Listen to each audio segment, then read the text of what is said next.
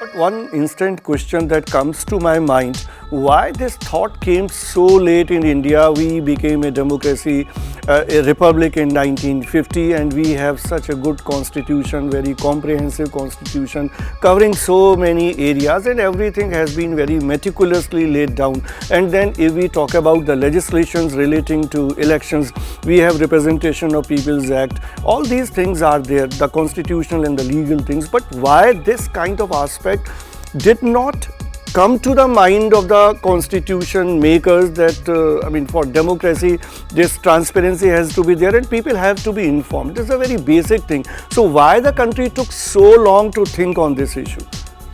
Okay, if I may quote two people here. One is that Mr. C. Rajagopalachari, when he was in prison in 1922, he used to write, and then that was later published as a book called Prison Diaries. In that 1922, please mark the date, he had written that when India gets independence, whenever,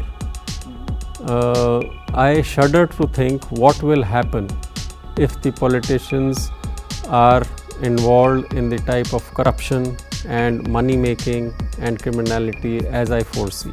So please see that in 1922 that wise old man had seen what is our mentality and what type of people we are.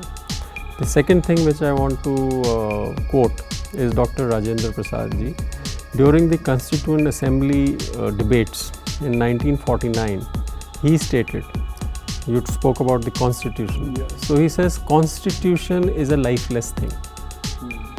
By its own, on its own, it cannot do anything.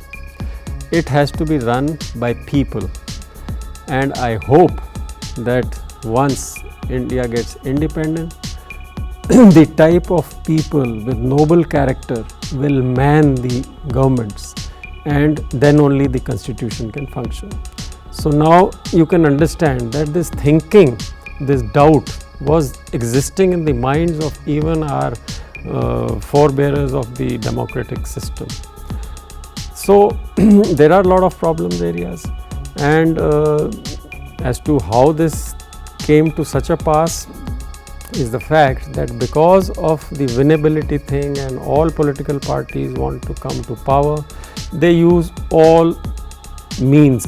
So this will remain there, whatever work you are doing or other organizations are doing in this area, and whatever electoral reforms happen, something has happened, something more might be happening legally or otherwise. But if our mentality is such that winnability is the final thing, then whatever reforms are happening, it will make no impact. So that is why there are a number of measures which are required to be taken. So one of them is advocacy. We need to make people aware. We need to talk to the young people, tell them that this is your future at stake. The current situation in which we are in, if you don't participate as an active citizen, like there is a saying, in Hindi we call it, Praja hi Prabhu hai. There is a saying by a famous judiciary, this thing also, Felix Frankfurter, who also said the same thing. That the citizen is the most important person in a democracy. So unless and until we realize that and we take active participatory measures in the electoral and political system of our country, and we make efforts to improve it, and then is the issue of the mindset change, the societal things which we have to change the society, the way people think. We have to make sure that they go above the issues of caste, creed, religion and all that on the basis of which they vote. This is something which has to be taken up at multiple platforms. The society cannot be reformed overnight. So a lot of legal measures need to be taken. So legislature, the parliament is important. The executive has to function that way. And then judiciary is also important in the whole process. And then obviously the civil society. And all these institutions have to work in tandem. Otherwise, no reform is possible. Absolutely. If I may take all these pillars of the democracy one by one. All the electoral reforms which have taken so far, I would say 85 to 90% of them have been through the judicial route.